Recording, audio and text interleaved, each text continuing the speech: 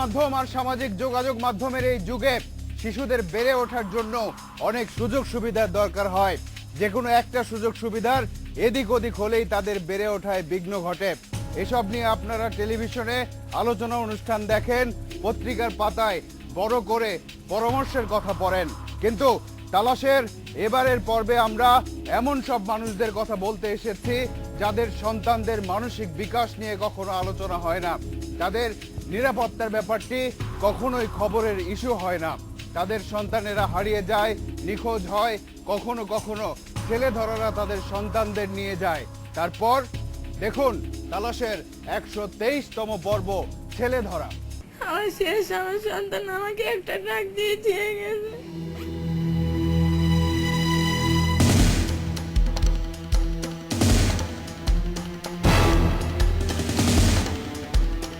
এখন পুরা বলল আর দেবো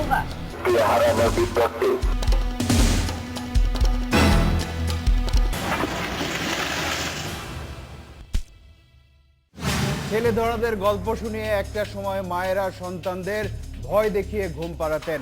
আমরা ভেবেছি সময়ের সাথে সাথে, আধুনিকতার সাথে সাথে সেসব গল্প হারিয়ে গেছে। আসলে তা নয়, গল্প হয়তো হারিয়ে গেছে কিন্তু ঘটনা একেবারে হারিয়ে যায়নি। সে প্রসঙ্গে পরে আসছি, তার আগে কিছু সংখ্যা তথ্যের দিকে নজর দেওয়া যাক। বাংলাদেশ শিশু অধিকার ফোরামের তথ্য অনুযায়ী 2016 সালের জানুয়ারি থেকে 2017 সালের মার্চ পর্যন্ত অপরাধী দ্বারা মারধরের শিকার হয়েছে 76 জন শিশু। হত্যা করা হয়েছে 354 জন শিশুকে। হত্যার চেষ্টা করা হয় 29 জনকে। অপহৃত হয়েছে 213 জন। অপহৃত হবার পর বেঁচে ফিরে এসেছে 146 জন। অপহরণের পর হত্যা করা হয়েছে 29 জনকে। এই সময়ের মধ্যে নিখোঁজ হয়েছে 193 জন। নিখোঁজের পর নিরাপদে ফিরে এসেছে 26 জন। নিখোঁজের পর লাশ উদ্ধার হয়েছে 72 জন শিশুর। পাচারের সময় উদ্ধার করা হয়েছে 64 জনকে। শিশু হত্যার রায় হয়েছে 44টি মামলার। শিশু অপহরণ মামলার রায় হয়েছে মাত্র 4টি। মাঝখানে যে থাকে তার নামও বলতে পারে না, কিছুই তো পারে না, নামটাও হয়তো ঠিক নাই, মোবাইলগুলোর নাম্বারগুলো ভুল তথ্য, অর্থাৎ এইটাও কিন্তু একটা বড় কারণ পাচারের বিচার না হওয়া। এবার ঘটনায় ঢুকে পড়া যাক। ঘটনায় ঢুকে পড়া বলতে 2 শিশু হারিয়ে গেছে। আমরা দেখতে চাই তারা আসলে পথ ভুল করে হারিয়ে গেছে নাকি কৌশলে কেউ তাদের নিয়ে গেছে। 6 বছরের শিশু আব্দুল্লাহ আল রাব্বির পরিবার এই ভিডিওটি তৈরি করে সামাজিক যোগাযোগ মাধ্যমে ছেড়ে দেয়। 2016 সালের 20 জুলাই বিকেল 5টার পর থেকে রাব্বিকে আর পাওয়া যায়নি। আমার শেষ, আমার সন্তান আমাকে একটা ডাক দিয়ে দিয়ে গেছে। আমি কেমন ঘুমাচ্ছিলাম, আমার বাচ্চা কয় আম্মু তুমি শুয়ে থাকো, আমি সবাই কিনে নিয়ে আসি। আর কেউ আমার কয় নেই কথা। রাব্বি হারিয়ে যাওয়ার 3 ঘন্টার মধ্যেই একটা নম্বর থেকে রাব্বির বাবার ব্যবহৃত মোবাইল নম্বরে ফোন আসে। ফোনে রাব্বির মুক্তির জন্য 3 লাখ টাকা চাওয়া হয়। টাকা না দিলে ছেলের ক্ষতি করার হুমকিও দেয়। থানা পুলিশ কি করে আমি বুঝি না, এদেরকে রিমান্ডও নিতে পারে না এই পর্যন্ত। টাকা পয়সা ব্যয় করতে পারলাম না, আমি সন্তানটা খুঁজে পেলাম না। রাব্বির মতো সানারপাড় এলাকার 8 বছরের শিশু আলম এখনো বেঁচে আছে কিনা সেটাও জানে না তার পরিবার। 1 বছর তো হয়েই গেল। প্রতিদিনের মতো 2016 সালের 6 এপ্রিলেও খেলতে বেরিয়েছিল আলম। আলমের নানি এখন স্বপ্ন দেখেন তার আদরের নাতিকে। আলমের বড় ভাই রাব্বির বুকটা যেন ফেটে যায় ভাইয়ের কথা মনে পড়লেই, কিন্তু তার আর্তনাদি বা কে শুনবে? সে খুব বেশি হলে অভিশাপ দিতে পারে। আমার বাড়ি নিয়েছে এখন পুরা বলল আর দেবো থানা বা রেফে কেউই পারলো না এই সন্ধানটা বাই করতে। না, ওই 2 শিশু পথ ভুল করে কোথাও চলে যায়নি। ছেলে ধরারাই তাদেরকে নিয়ে গেছে, কারণ দুজনের ক্ষেত্রেই মুক্তিপণের জন্য টাকা চাওয়া হয়েছে। কিন্তু আসলেই তাদেরকে মুক্তিপণের টাকার জন্য নিয়ে গেছে কিনা আমাদের সন্দেহ আছে, কারণ মুক্তিপণের টাকা চাইলে তো তারা ধনী পরিবারের সন্তানকেই নিয়ে যেতে পারত। মোহাম্মদ মিয়ান হোসেন, বয়স 9 বছর। গত 5 মে সেই যে বাড়ির বাইরে গেছে, আজও ফেরেনি। হাতের মাঝে যায় আমরা ঘরে ধরে আম্মু মিয়ান বিশ্রেছি, আম্মু আব্বু নাই, আম্মু নাই, এ কথা আমিও কাঁদি, স্যারও কাঁদি। সন্তানকে খুঁজে পেতে সামর্থ্যের সবটুকু করেছেন মিয়ানের বাবা। নাই খানার নাই দানা, পাগল বেশির মতন অদন সালি সারার দিতেছি পাইতেছি না। মিয়ান হারানোর 10 দিন পর গত 15 মে তুরাগ থানায় জিডি করেন মিয়ানের বাবা। যে নম্বর থেকে ফোন করে মুক্তিপণ চাওয়া হয়েছিল সেটাও দেয়া হয়েছে পুলিশকে। লিস্টটা এখনো হাতে পাইনি, তো ইতিমধ্যে আমরা খুব শীঘ্রই পাবো। একটি মেয়ে হারানো গিয়েছে। মেয়েটির গায়ের রং সামলা। মেয়েটি হারিয়ে যাওয়ার সময় অপহরণের সাথে আর্থিক সামর্থ্যের একটা সংযোগ থাকে, কিন্তু এতক্ষণ ধরে আমরা সব উল্টো চিত্র দেখছি। যাদের মুক্তিপণ দেওয়ার সামর্থ্য নেই, অর্থাৎ দরিদ্র পরিবারের শিশুদেরই অপহরণ করা হচ্ছে। তাহলে সেই প্রশ্ন আবারও সামনে এসে যায়, আসলে কি মুক্তিপণের টাকার জন্য অপহরণ করা হচ্ছে, নাকি অন্য কোনো উদ্দেশ্য আছে?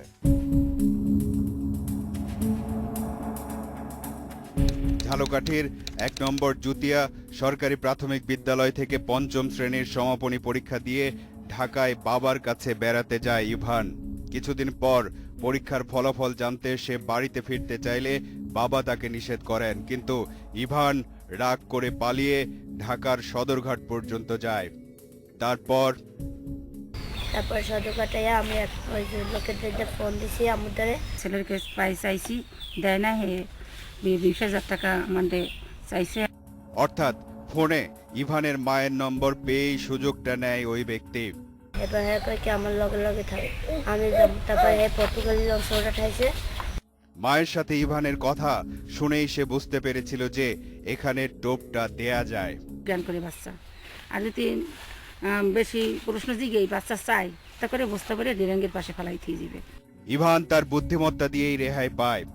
এবার আমাদের ফোন দিয়ে অনেক কথা কইতেছে আমি যাবে, এবার আমি পিছতে খাইতে এবার অনেক লঞ্চ করছি। কিন্তু সন্তানের নিরাপত্তার জন্য ঠিকই টাকা পাঠায় ইভানের মা। গাছবাংলা ব্যাংকের হয়নি, টাকাটা জমা দিয়েছে। এই ঘটনা থেকে এটা পরিষ্কার যে এসব ছেলে ধরা চক্র বিভিন্ন জায়গায় ওত পেতে থাকে। কোনো শিশু পরিবার থেকে বিচ্ছিন্ন হয়ে গেলে অথবা কাউকে একা ঘুরতে দেখলে সুযোগটা নেয় তারা। তালাশ টিমের কাছে খবর এসেছে অপহৃত এক শিশুকে উদ্ধার করা হয়েছে। এবারের গন্তব্য পটুয়াখালী।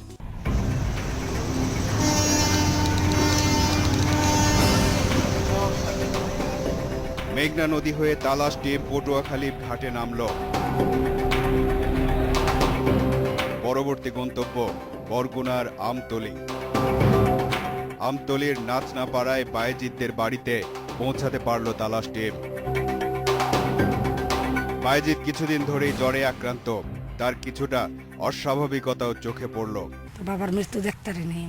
গত বছরের 27 ডিসেম্বর সকালে বায়েজিদকে বাসার কাছে একটা দোকানে দুধ আনতে পাঠান ডালিম। তারপর বায়েজিদ আর ফিরল না। অজ্ঞাত একজনের কাছ থেকে একটা ফোন পেলেন বায়েজিদের মা। আপনি যাইন না, আপনার লাগে এক লোক কথা বলবে, আমার কাছে দেও।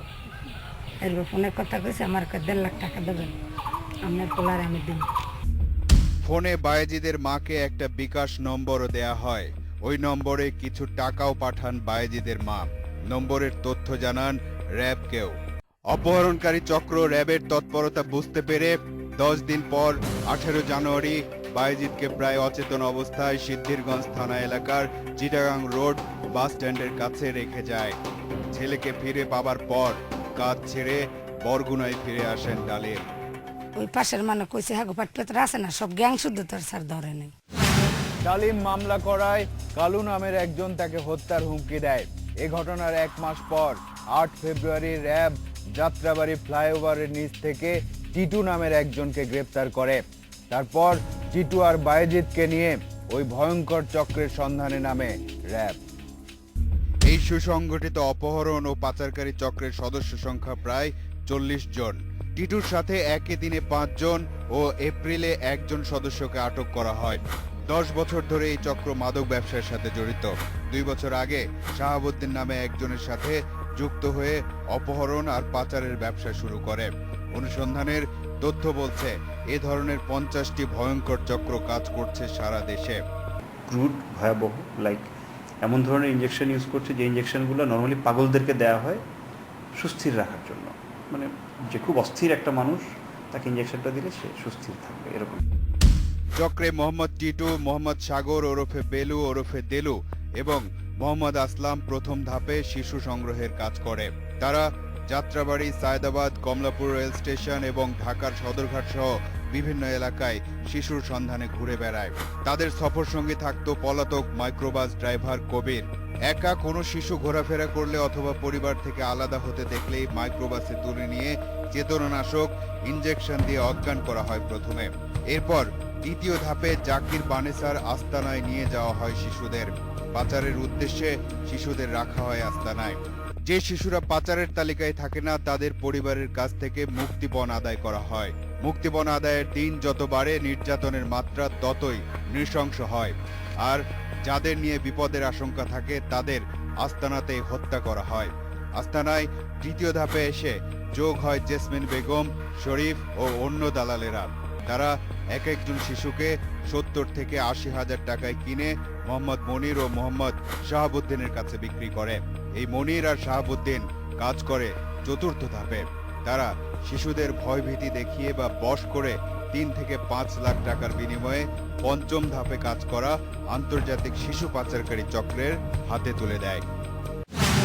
এখন কিছুটা পরিষ্কার যে মুক্তিপণের টাকা আদায় করা এই অপহরণের উদ্দেশ্য নয়। অপহৃত শিশুদের বিদেশে পাচার করে দেয়া হয়। তথ্য বলছে জাকির আর বানেসারা গত 2 বছরে প্রায় অর্ধশত শিশুকে বিদেশে পাচার করেছে। প্রাথমিক জিজ্ঞাসাবাদে তারা 2 জনকে হত্যার কথাও স্বীকার করেছে। এই জাকির আর বানেসাদেরকেও দেখতে চায় তালাশ টিম। 4 মিনিট পর আসছে। অপহরণকারী চক্রের সদস্যদের কাছ থেকে যদি তাদের কৌশল শোনেন তাহলে হারিয়ে যাওয়া ছেলে ধরার গল্প আবার ফিরে আসবে। আবার নিজের সন্তানের নিরাপত্তা নিয়ে ভয় লাগতে শুরু করবে আপনাদের।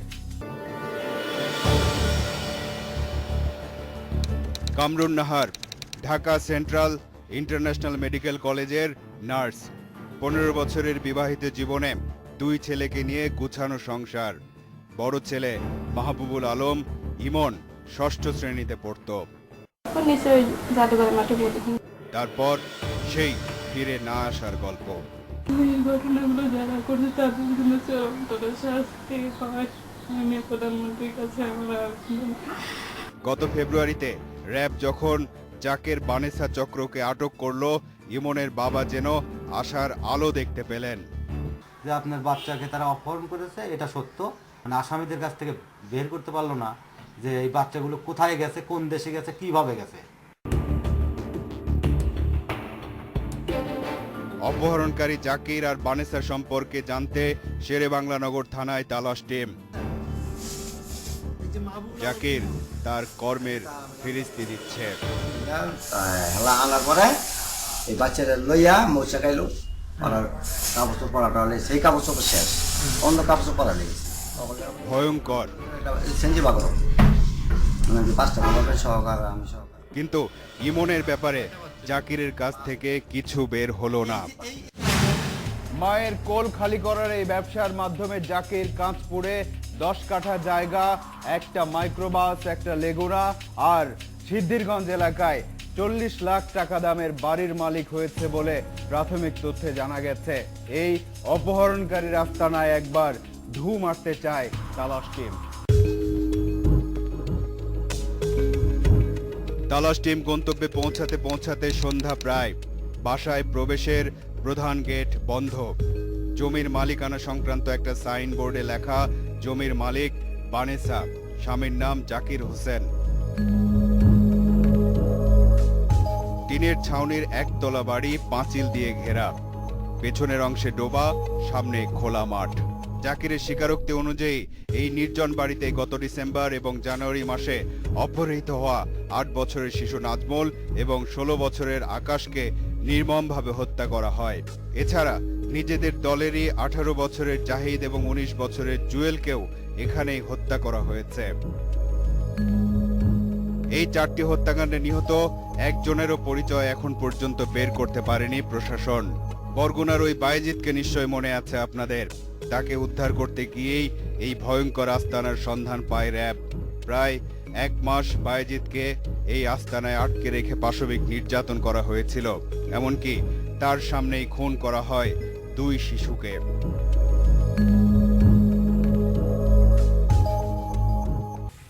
পরে এসে অনেকগুলো বলে বেনাল হয়েছে, পেট কাটে এই চোখ রেখে কাজ করে বেজিয়ে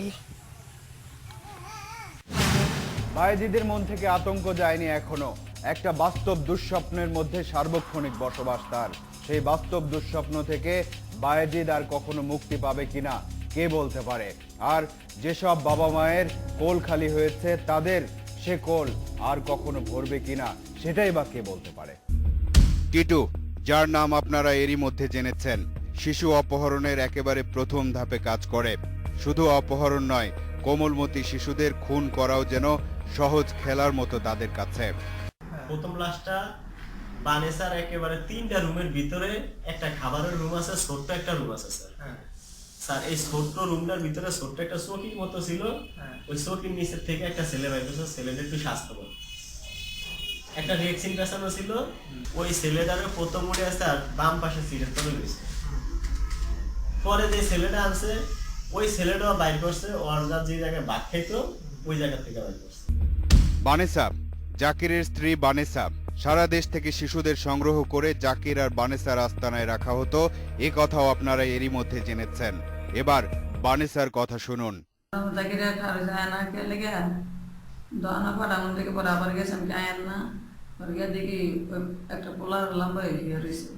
বানেসাদের পরের ধাপে কাজ করে জেসমেন।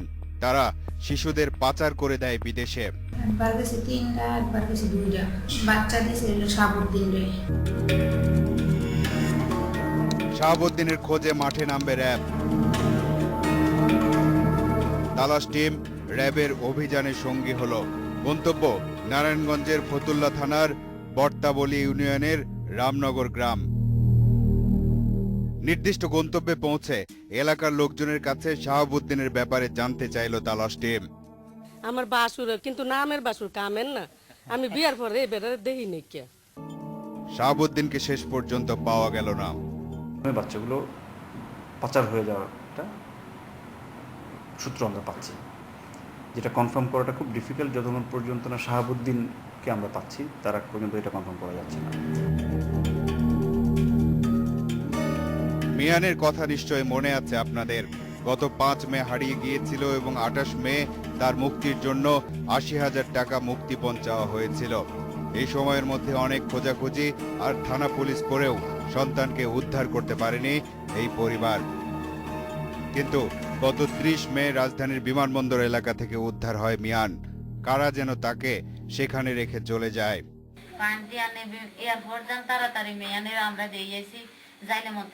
মিয়ানের কথা স্পষ্ট নয়, তবু তালাশ টিম তার সাথে কথা বলে যদি কিছু জানা যায়। ওই ছেলে গেছে, কেন ছেলে গেছে, কষ্টবালা, টঙ্গী, কামাপাড়া, বাসিরি, এয়ারপোর্ট। মিয়ান ফিরে এসেছে, কিন্তু রাব্বি আর ইমনের মতো অনেকেই ফেরেনি। এসব বিষয় নিয়ে কাজ করছে বাংলাদেশ মহিলা আইনজীবী সমিতি। এই যে আমি যে ইমন এবং কয়েকটা কেসে যেটা দেখেছি, যেখানে এই যে কি বলবো অপহরণ করে নিয়ে যাওয়া হয়েছে, তাদের 1-2টা কিন্তু আমরা জানি যে দুবাই পর্যন্ত চলেছে। অপহরণ হয়ে যাওয়া অনেক শিশুকেই হয়তো এখন আর খুঁজে পাওয়া যাবে না, কারণ তাদের পরিণতি ওই অপহরণকারীর কথাতেই বেরিয়ে এসেছে। আবার যাদেরকে বিদেশে পাচার করা হয়েছে তাদেরকে খুঁজে বের করা এবং উদ্ধার করে নিয়ে আসার যে প্রক্রিয়া, সেটা সম্পন্ন হতে কতদিন লাগে বা আদৌ সম্পন্ন হয় কিনা কে বলতে পারে। কিন্তু একটা বিষয় পরিষ্কার যে অপহরণের পর মুক্তিপণের টাকা আদায় করার জন্য এসব দরিদ্র পরিবারের সন্তানদের অপহরণ করা হয় না। এবার যেতে হবে। আজ চলে যাচ্ছে কিন্তু যাচ্ছি না। পরবর্তী অনুসন্ধান শেষে তালাশ টিম আবারও এসে দাঁড়াবে আপনাদের সামনে। দর্শক, আপনাদেরকে নিয়ে আপনাদের জন্য এই অনুষ্ঠান। লিখুন এই ঠিকানায়। প্রযোজক তালাশ, ইন্ডিপেন্ডেন্ট টেলিভিশন, 149, 150, তেজগাঁও শিল্প এলাকা, ঢাকা 1208। ইমেইল করতে পারেন talash@independent24.tv এই ঠিকানায়। আপনার অনুসন্ধানী মনের দরজা জানালা খোলা রাখুন। কিছু বেরিয়ে এলে আমাদেরকে জানান। তালাশ টিম থাকবে আপনার সাথে।